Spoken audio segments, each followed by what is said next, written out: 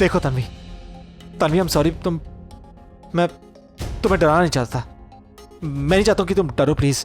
देखो मैं चाहता हूँ कि मैं तुम्हें सब कुछ सच सच बताऊं, तुम्हें सब कुछ बताऊं, मैं तुम्हें कुछ भी छिपाऊं नहीं, प्लीज। ओके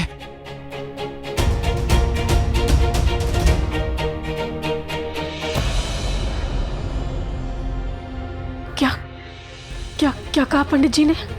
पंडित जी क्या कहेंगे? कह रहे थे कि कुंडली में कोई दोष है यार।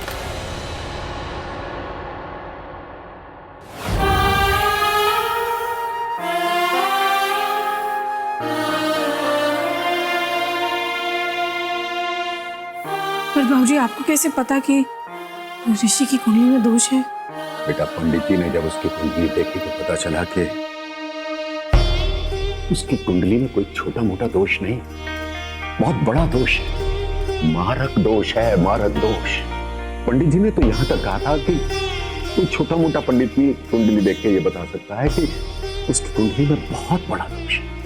तो फिर बाबूजी अब क्या होगा अगर ऋषि को कुछ हो गया तो?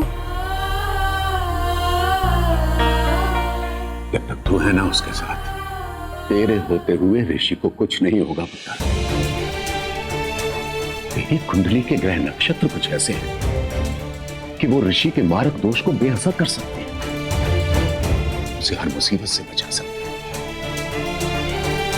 पुत्र, जब भी ऋषि पर कोई मुसीबत आई तो तू एक ढाल की तरह से उसके सामने आकर खड़े हो जा, उसे हर मुसीबत से बचाएगी।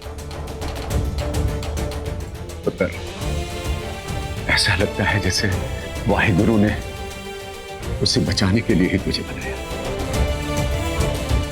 लेकिन बाबूजी मैं उसे कैसे बचाऊंगी? मैं तो यहाँ हूँ और वो इतनी दूर है, अमेरिका में। बेटा उसके मारक दोष का असर तब होगा जब वो 23 साल का हो जाएगा। उससे पहले उस पर कोई संकट नहीं आएगा। और जब वो 23 साल का हो जाएगा ना बेटा, तो वो भी यहाँ आ जाएगा और तुझसे ब्याह करके अपने साथ ले जाएगा।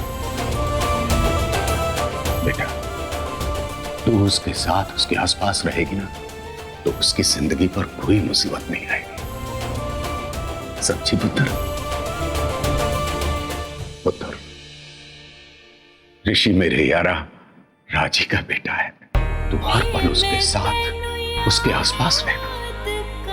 पंडित जी ने कहा है कि इस मारक दोष से ऋषि को बचाने के लिए तेरा उसके साथ रहना बहुत जरूरी है। पुत्र, चाहे जो कुछ हो जाए, कोई रहे या ना रहे,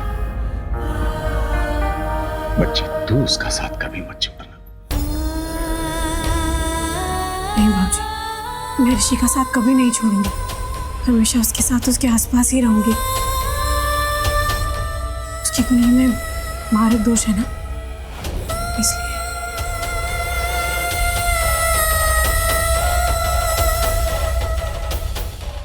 तन्वी,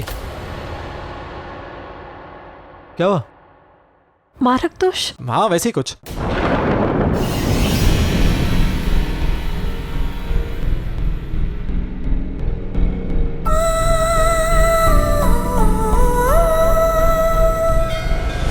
बचाओ! ऋषि आ रही हूँ मैं।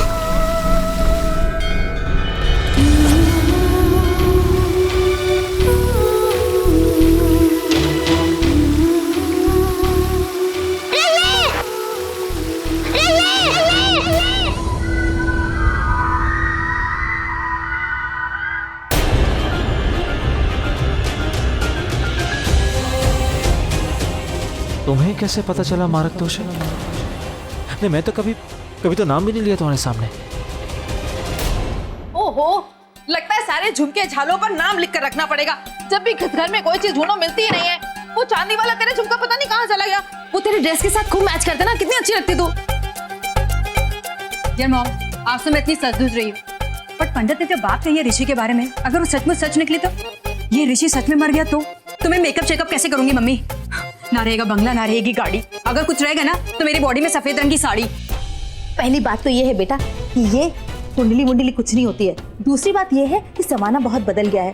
अगर ऋषि मर भी जाता है तो भी तू मेकअप चेकअप कर सकती है, पूरा फैशन कर सकती है, उसके बंगला यूज कर सकती है, उसकी गाड़ी, उसके पैसों पर आराम कर सकती है।